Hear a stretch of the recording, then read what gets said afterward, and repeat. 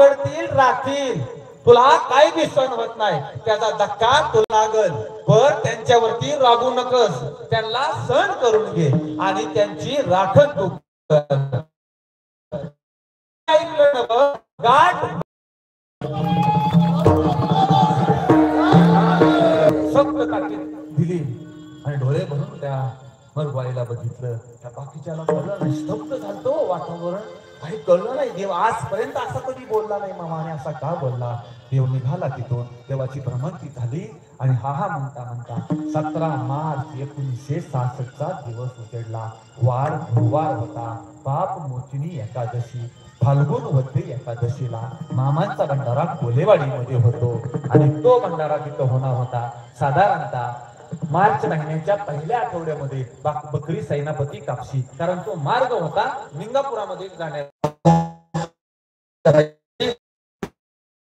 सांगत होता, नाही म्हणलं देवा, मी आता गेलो ना, आता आलो. आणि वसंत मुंबईला गेला, काम वाढत गेलं, तो तिथंच अडकला.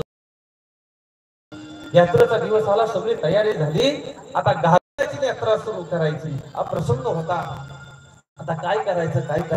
निरोप दिला, अरे वसंत आला का, वसंत आला का. वसंत आला नव्हता. मामा विचारत होता, अरे सकाळचे 8 वाजले 9 वाजले, यात्रेची वेळ जवळ येत चालली होती. आणि मग मामानं सांगितलं, हे माझ्या लेकरांनो बाळांनो, अरे तुडुंब गर्दी आहे, लाखोच्या संख्येनं मामांचं बसलेली आहे. आणि मामा पांढऱ्या शुभ्र घुंगडीवरती 2 पायावरती बसला होता.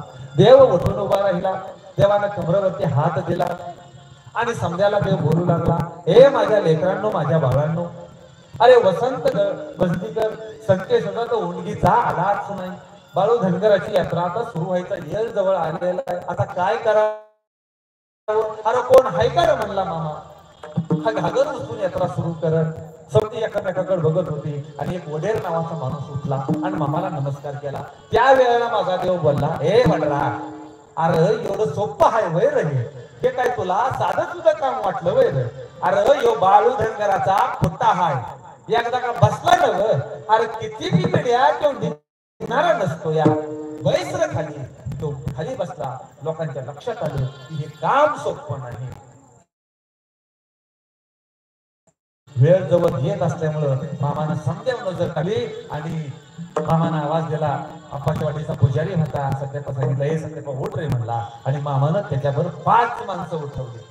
ऐका, मामा काय करत होता, तर समाधीच्या काळाची तयारी माझा देव करत होता.